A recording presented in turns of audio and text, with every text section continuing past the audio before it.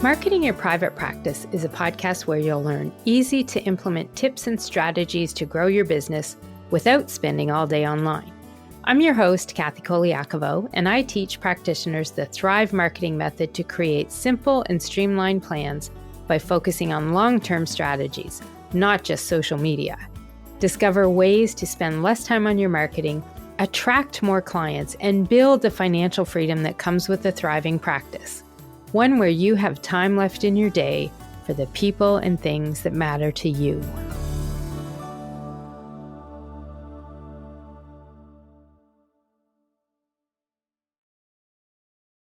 Hey, private practice heroes, it's Kathy Colaiacovo.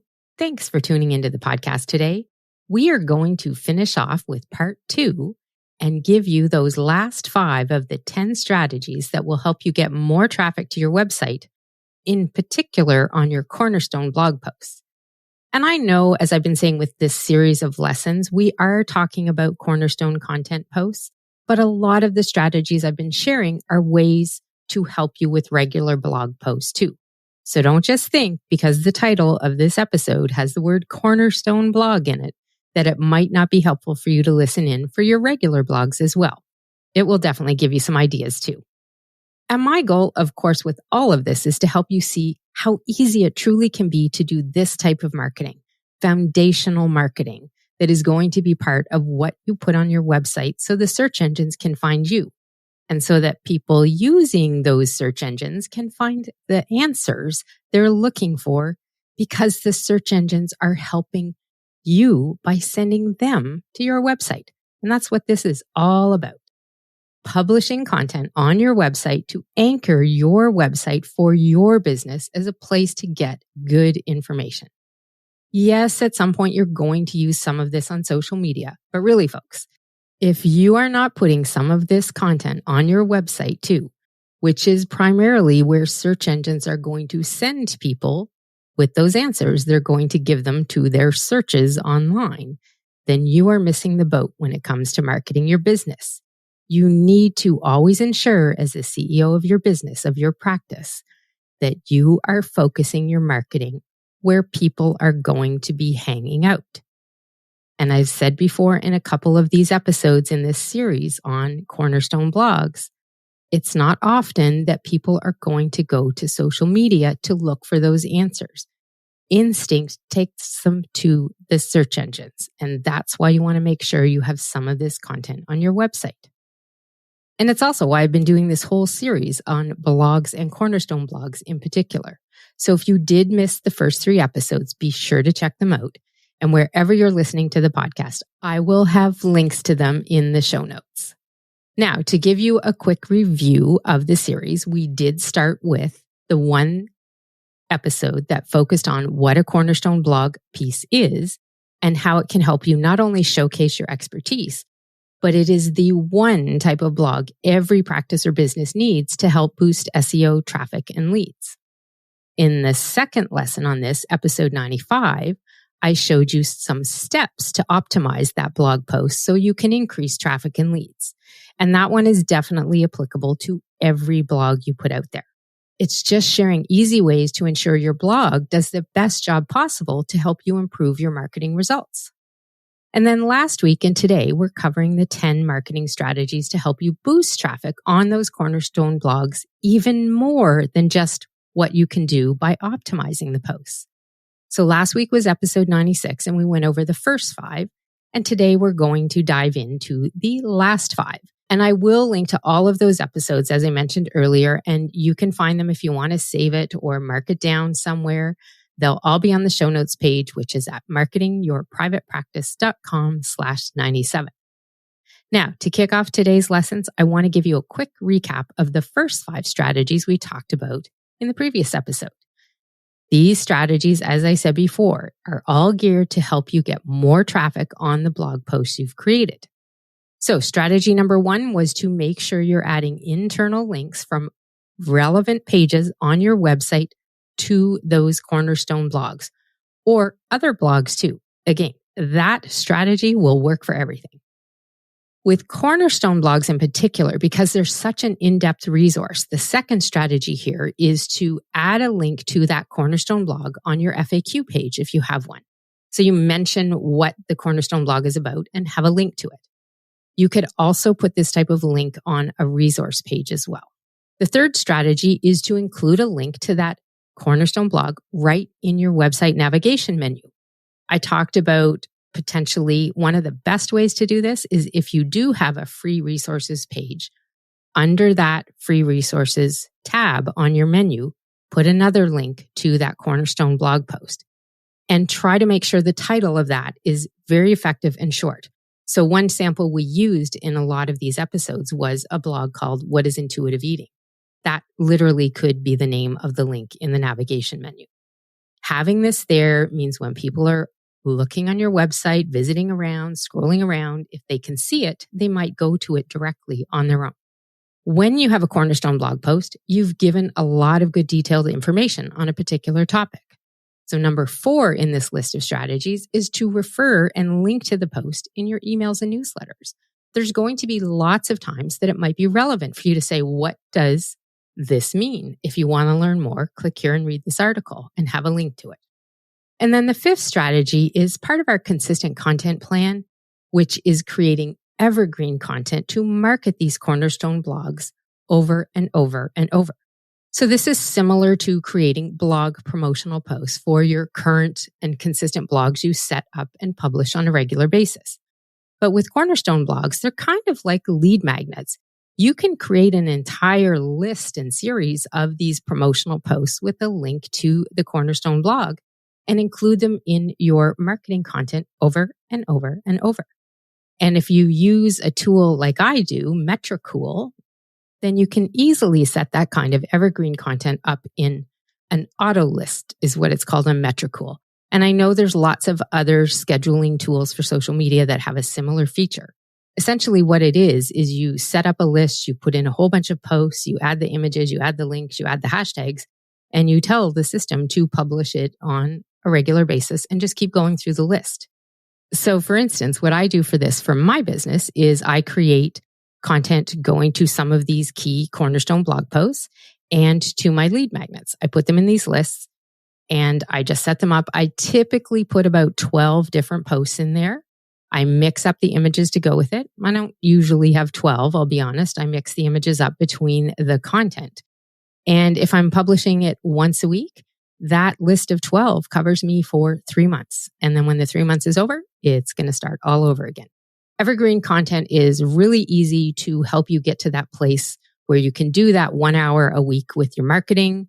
I have an episode on that. I'll link to that as well. It's also how I get to the point where I just spend 15 minutes a day on social media because you've got stuff scheduled and going out there. So this 5th strategy is really putting those principles of the consistent content plan into place and having that evergreen content that you don't have to create new and over. But the entire point of that evergreen content and those promotional posts is it sends people to your website. So those are the first 5 strategies. Now we're going to get into numbers 6 through 10. And the whole goal of these, remember, is to give you some marketing ideas and strategies so that you can boost and get more traffic on those blog posts. Because if you've been paying attention to the lessons in the series, you've written something really good your ideal client really wants to learn about and will spend time reading. It's typically a longer post because it's detailed.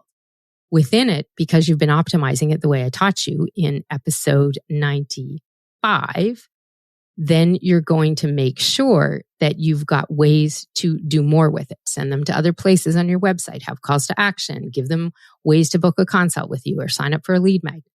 So that's the whole goal here is we want more people on these posts. So with these final 5 strategies, we're going to continue with that goal of getting more traffic.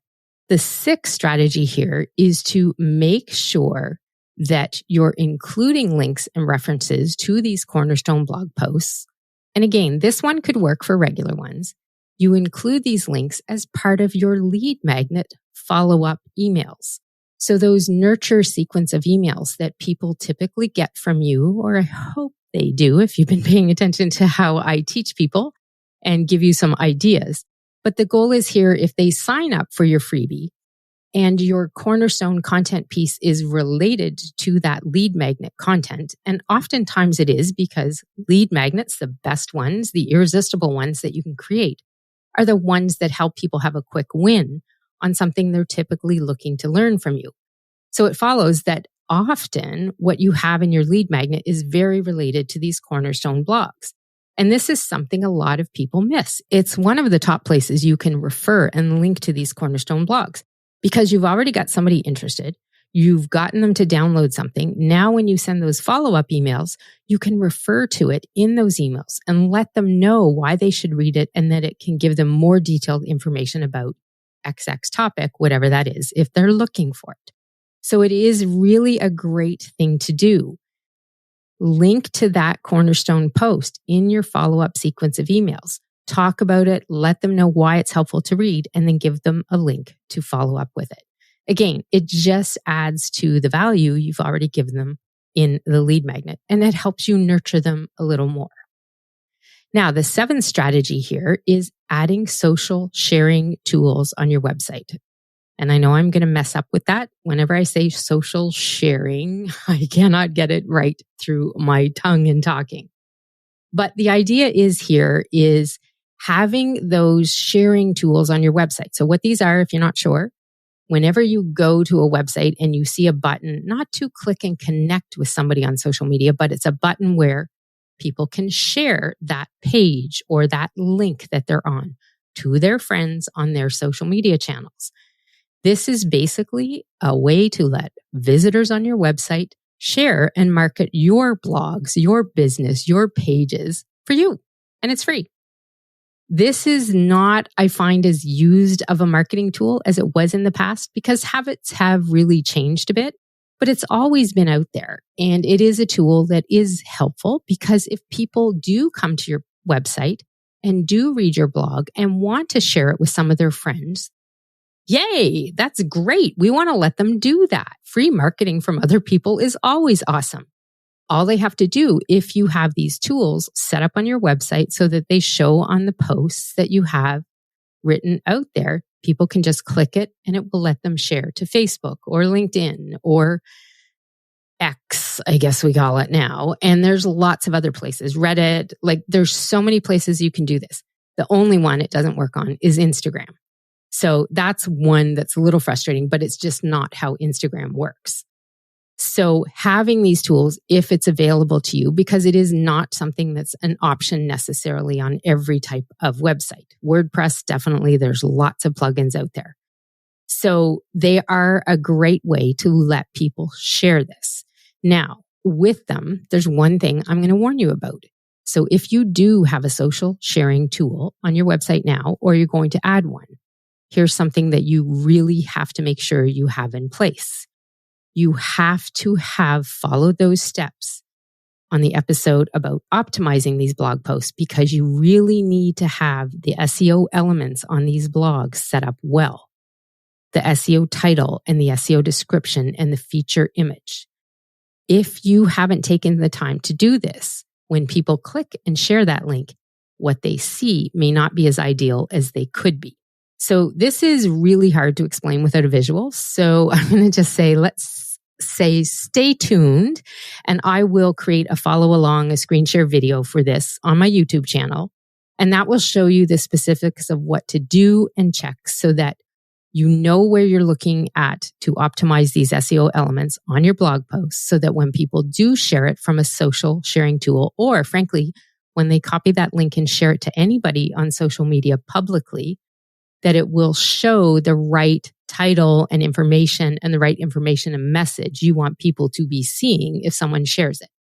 And actually, you know what? As I say this, because that was kind of random coming up with that video, by the time this podcast comes out, I will have done and created that video, and it will be on the show notes page too. Quick side lesson for everybody here.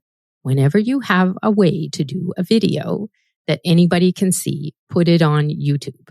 Put it on YouTube, optimize it with a good title and description, a link back to your website. And then once it's on YouTube, you can use the embed code from there, which you get from hitting the share button on the video, and use that to put on your website. That's how I put these videos on my show notes pages for the podcast. That way I'm not uploading the video to my website and taking a lot of space from the back end of the website, because most websites have a limit of how much storage you can have there. So uploading videos directly to your website is not ideal. That's why I always put them on YouTube. So stay tuned. When the show notes come out, you can click to the link to that page and you'll see the video there to explain how you want to optimize those blogs so that when you put your social sharing tools on your website, number 7 in our list here, is that it will share it effectively and the best way possible. So let's move on to number 8 here. Number 8 is including links. And I always say this, when relevant, if you are having some bios out there when you're speaking somewhere, or if you're an author on an article, or even a guest spot on a podcast. So number 8 is really include relevant links in your author and speaker bios. So whenever you get the opportunity to be out networking, to speak to people, to have a guest spot somewhere, to write an article on a website or for a magazine, any opportunity for PR and media, whenever it fits. And if you can do it, because not all opportunities allow for this, you want to try and make some sort of reference to that Cornerstone blog post, if you can, and have a link to it to go back to the website. So basically, whenever you get a good opportunity to refer to those Cornerstone posts, you want to make sure that you do it, okay? It is a key thing in being able to set these kinds of things up so that whenever you can, you have a link. So it may be something, let's just say you're a dietitian, you got an opportunity to write an article for an online website and they have a little bio. So part of, now I would always probably say inside your content, you want to make sure you seed some of this. You talk about it, you bring it up. So then in your bio, you can also say, you can learn more about blah, blah, blah, whatever your name is on your website. And if you're interested in finding out more about and learning what is intuitive eating and have a link to that title to the blog, you can read this article. So something like that put into a bio is a really good way to market those Cornerstone blogs too.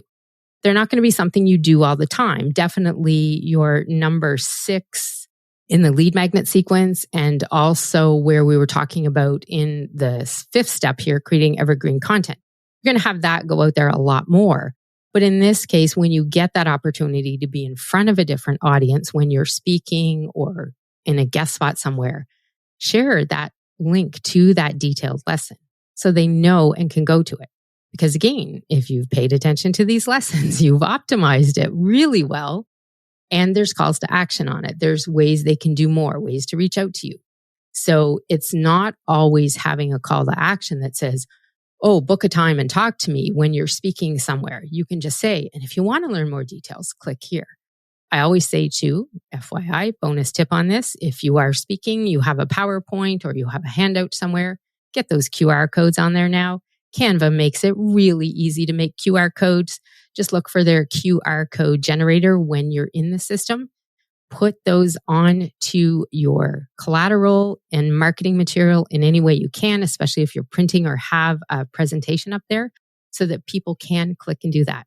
I was actually just talking to one of my students in the Thrive Marketing Academy, and she went to an event a week or so ago. And she said, because I had told her, you want to make sure that you have a QR code on your slide that takes them to this special page that we created for the event where people could sign up. So it was a list building way and get the resource that you mentioned. And I was talking to her and she said that, when she got to that slide, it was just really funny because she told people what it was. And she said instantly all the cameras went up and they were all taking the pictures. And I said, well, that was great.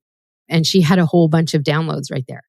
And for me, when you have that opportunity, especially if you're speaking, you have a PowerPoint, people are listening to you, like literally stop and say, it doesn't hurt to do this. Say, and if you want to stop for a second, pull out your camera and take a picture of this QR code. It will take you to a page on my website where you can get access to this. So in her case, it was for a lead magnet, but you can also do this for these Cornerstone blog posts too. Sometimes it's a better option than sending them to a lead magnet. So little side note on using QR codes when you're presenting. It can be really helpful. Let's move into number 9, where we're going to talk a little bit about video as well. So one of the other ways that you can market your Cornerstone blog post more is to create a YouTube video specifically to discuss the topic of the Cornerstone content. And then in that video, of course, you're going to put a good title on it, relevant to the keywords for that Cornerstone topic. You're going to have a description on the video that you have on YouTube that takes them to the Cornerstone blog post. And that's another way to do something supportive. You're creating a video on the number 2 search engine in the world. So this is an awesome way to do this. And I will tell you, I was inspired with this idea when I was doing some research for this episode. And I love this idea. I've never done this, but I'm probably adding it to my list. Getting a video about your Cornerstone content, you talking, your voice there, your face there, so people get to know you more as you talk about this really key topic that all of your clients need to know or are asking you about. And putting a video of that on the number 2 search engine in the world, it's brilliant. Absolutely brilliant. And again, it's on my to-do list now. The key thing here is you want to make sure you optimize that video so that if people stumble across it, they do have a way to get a link and come to the Cornerstone content blog, or again, any blog that you put out there. This exact strategy is what I'll be doing when I create that video I just mentioned about showing you how these social sharing tools and how you have to optimize those blogs to make those work better. It's the same principle. I'm going to go take that video. I'm going to put it up on YouTube. I'm going to link it back to this show notes for this episode, and it's going to help market this episode as well. That's exactly what this number 9 strategy will do. So it is a great thing to do as well. You can also, once you get that video up, embed the video on the Cornerstone blog post so that if people want to get more from you once they're there, they can listen to the video and listen to you tell them more about this topic they're already there reading about. And now we are at number 10 for this. And number 10 is a strategy that a lot of people don't appreciate. You need to track the traffic and the numbers and the activity happening on these blog posts.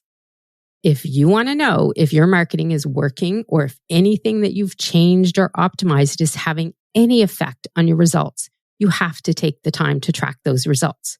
In this case, because we are talking blog posts on your website, the best way to do this is to be looking at your analytics, tracking those numbers and those stats, using tools like Google Analytics and Google Search Console to understand where traffic to your website is coming from and how it got there.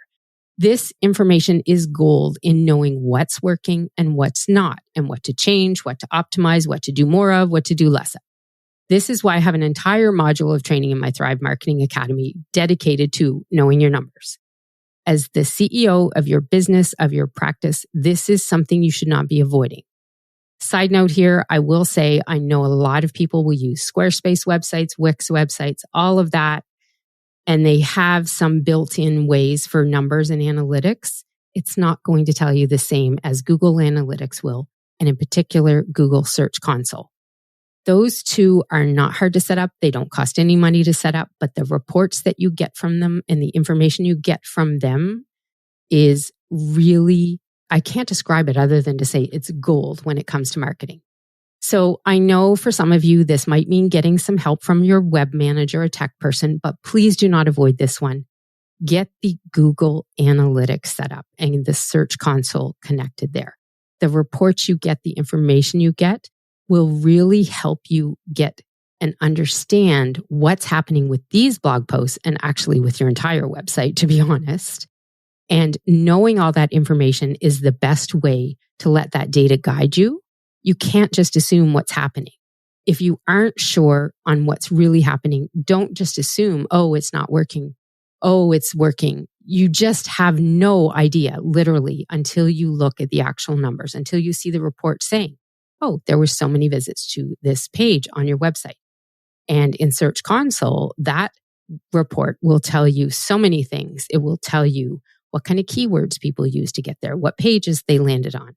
I was giving a lesson or showing some people something on one of our tech time hours in the academy recently. And one of the things that I showed them, I brought up my Search Console report that comes out every month. And on this one in particular, all of a sudden, this blog post that I had about some funny stories online was coming up. Well, it turns out people were looking for Googling marketing fun. Apparently, I have those words on this particular blog that I wrote about a whole bunch of, let's just call them marketing boo-boos, shall we say. I don't have a better word to describe them. I mean, when you're doing a blog and you're talking about the time you posted on Twitter about going to a hickey game and sending and sharing people with the results of what happened with that, there's nothing else to describe that blog post other than as marketing fun. And let me tell you, when you post online publicly that you went to a hickey game, the comments that you get back are hilarious. Let's just say it was indeed a day of lots of marketing fun. So tracking your numbers, getting that information and knowing this detailed information on how people get to these blogs and if they're coming there and if there's anything happening with it, you've got to get this going on in your business. If you're not sure how to start tracking those numbers, I do, of course, have a free resource to help you. I have my free marketing stats tracking template, and you can download that. It will get you started. It will show you what to do, what to track. There's a video that goes with it, so you at least have some information on how to start making this happen. You can find that on my main website at pepperitmarketing.com/free stats. And I will put a link to that in the show notes page as well.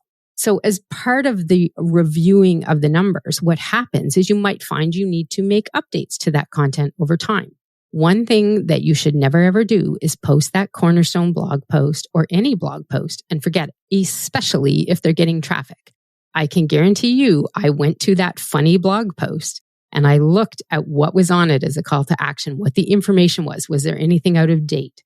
When you get this information by tracking these numbers, you really want to make sure you take the time to check out those blogs and pages that are getting the traffic and maintain and update them for accuracy, information, and continual promotion and marketing of them. As part of the stats tracking, I always say go and look at the posts that you find in those reports. Look at the links, look at the calls to action, look at what needs to be updated to get it current. It's really important to take that as part of the action that you do from looking at those numbers. The last thing that you want, especially on a Cornerstone blog post though, is having out-of-date information. It's too important to all of your marketing, especially if you're putting these 10 strategies in place to get more traffic on there. So that is the final 5 of these 10 marketing strategies to help you boost the traffic on your Cornerstone blog content. Or, as I said, a lot of these can take place for your regular blogs as well. So as a recap on the final 5, they are: make sure you have links in your lead magnet follow-up sequences to the Cornerstone blog. Get those social sharing tools on your website so people can market your Cornerstone blog for you. Refer to these posts in your bios when you're speaking somewhere, in author bios or guest spots on podcasts. Create a YouTube video to support what you talk about in the Cornerstone post. And make sure that you're tracking the traffic on these blogs and looking at the numbers. The goal of having these Cornerstone content pieces on your website is to make sure that people have really good information that will help them learn more about how you help people, your expertise, and build your credibility. So these strategies that I've shared in these last 2 episodes, 97 today and 96 last week, is to get more people reading those detailed content pieces, content that you continually refer to people. So using these 10 strategies is a way for you to continually get more people reading them. And that's the big takeaway here, is just really understand that these Cornerstone blog posts do so much more than just put content on your website. They help boost the visibility of your website with the search engines and with people searching online. They boost your credibility, they boost your expertise. And if you can get more traffic on there, then it also does that cycle of more boosting with the search engines. So when you put these strategies into play, The goal is getting that traffic on there so you get more people reading them. You have to do some of this marketing, though, to make sure people are finding you. When you're a solopreneur or you have a small team and not a huge marketing budget to be out there doing paid ads and Google ads and Facebook ads, there's other marketing activities that you can do that don't cost you anything that will help the same way. It might not be on the same scale, but at least you're taking part and helping get more people consuming those Cornerstone blog posts, because those posts are the key ones you have out there to nurture and engage people. The more eyes you can get on them, the better off they'll be working. So your action step from today is simple. 3 steps, actually. 1, go create that Cornerstone blog post. 2, you're going to then optimize it. And 3, I want you to use these 10 marketing strategies to get more eyes on those posts. Now, if you don't have a Cornerstone blog yet, I want you to think about creating one. Then once it's set up, come back here and look at these 10 strategies and pick what ones you can do and get in place for your business.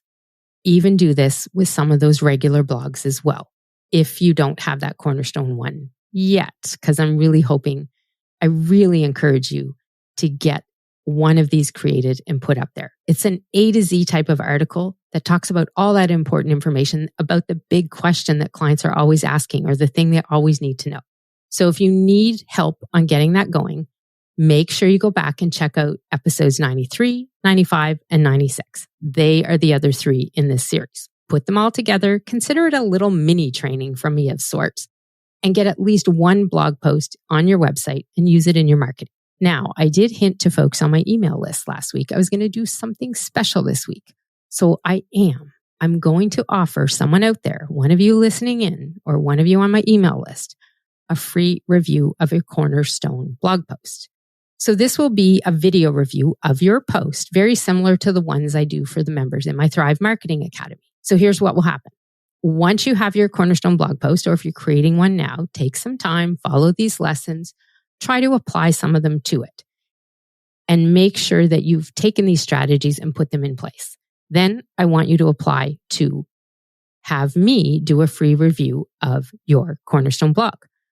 Everyone who applies, I'll pick one name, I'll do that video review, and you'll get a video to save and download of me telling you what's great and what you can fix or optimize to get that Cornerstone blog post working even better. So just check the show notes for this episode at marketingyourprivatepractice.com/97. And on the bottom of that page will be a button that says apply for the free Cornerstone blog review. Fill out your information and I will pick someone from there to do that for. Now, I'll be honest, I'm going on vacation soon. So I'm going to give you until June 3rd to do this. So that'll give you a few weeks to get those blogs ready for a review. So be sure you at least try and optimize it before I get my eyes on it. You can apply anytime, just put the lessons in place and have it ready should I choose your name. So if you want to get in on this, get writing, get optimizing, and apply for that free review. And that's it for today, folks. You've got all of these 10 strategies now and an opportunity to have your Cornerstone blog reviewed by me to help you know if you're on the right track. And if you don't have a Cornerstone ready and you want to apply anyhow for a regular post, go ahead. I'm open to that as well. And that's it for today, folks. This is Kathy Colaiacovo signing off. Thanks for tuning in as always. And remember, to thrive in practice means publishing marketing content on your website like Cornerstone blog posts, which is the content search engines love to see and send people to from their searches online. You can help this process by using these 10 strategies shared today to get even more traffic on your website, more people you can convert from visitors to leads and clients. It's all about helping you get more clients, grow your business, and thrive. I'll see you next time. You can find all of our show notes and resources mentioned at marketingyourprivatepractice.com. Be sure to connect with me on Instagram at pepperitmarketing and say hi. I'd love to hear any feedback you have, and make sure to rate and review the podcast and hit subscribe on your favorite player so you don't miss any future episodes.